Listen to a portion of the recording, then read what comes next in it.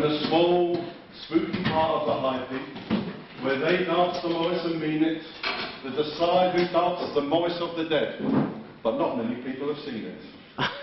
The Transylvanian Morris was started by old monsters, they say, who ran out of victims, they say, who wait for the next batch of High Peak virgins. It's been 200 years since that day. It was the end of the month and full moon when the Transylvanian Morris met to dance. All were there except Cellophane Des, the ghost, who had been summoned to a séance. Jeff? Septic Frank, the deaf banshee, called the meeting to order with an effective mime of a screech. The squire called the register, and as usual, no one listens when the foreman tried to teach. The squire of the side was called Eric. As a vampire, he was long in the tooth. He preferred young men's blood to young ladies, caused by a mistake in his youth. He visited the Hollywood Blood Bank to drink blood of stars who were dead, and searched hard for Lee Marvin's donation, but drunk Liberace's instead.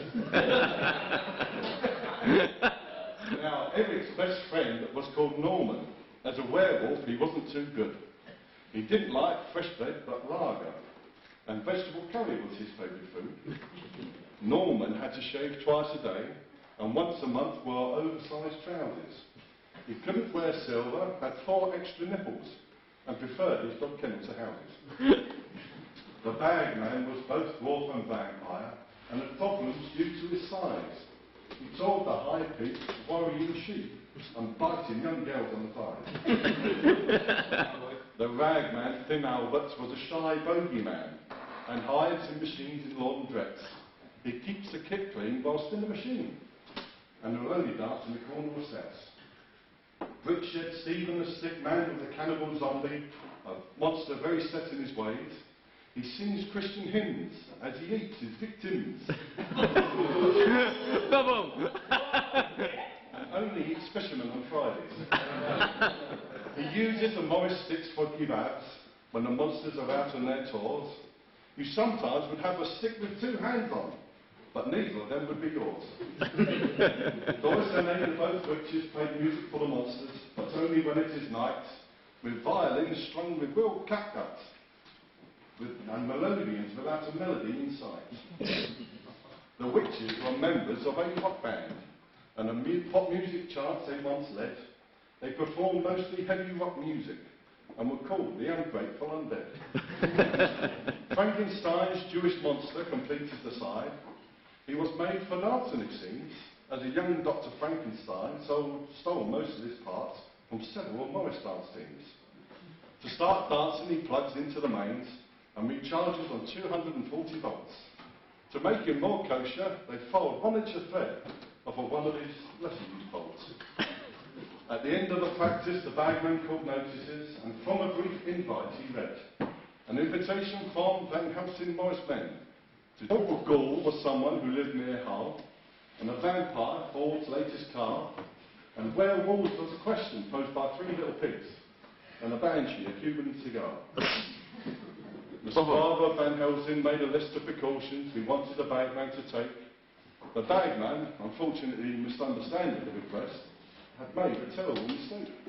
Instead of garlic, he had bought onions, and silver bullets, not knowing that they were fakes, mustard, spring water, and a pound of minced beef, as the butcher had run out of steaks.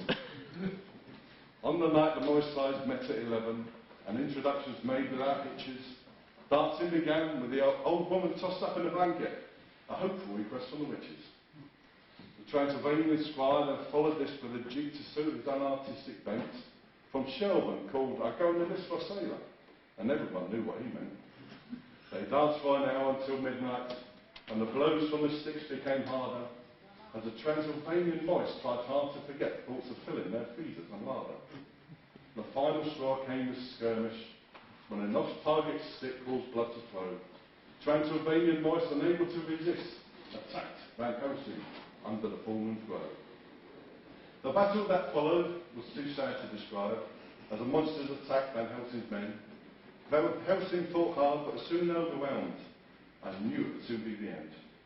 The bagman's precautions, stake onions and spring water, only provided a starter. The silver bullets were useless without a gun, so the bagman became the first martyr.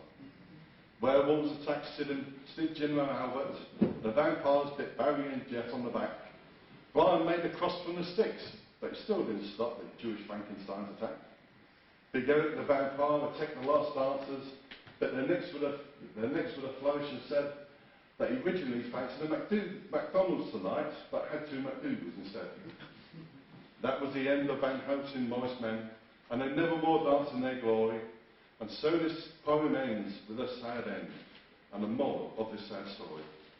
Never danced Morris around midnight with strange Morris men, especially undead wrecks, and never send invites to the Transylvanian Morris, as they can be a pain in the neck.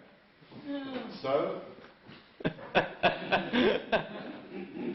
ever you are out in a high peak and you hear the sticks clashing at night, don't go to investigate that terrible sound, or you may get a near fatal fright.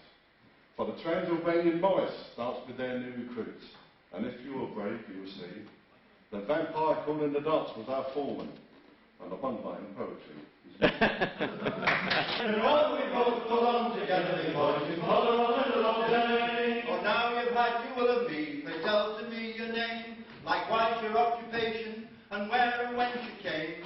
My name is Johnny Rover, from Dublin town I came, but I live the sign of the ups and downs, he followed all in all day. Oh, I live the sign of the ups and downs, he followed all in all day. And when she got to Aylesbury, her market, but it was not so.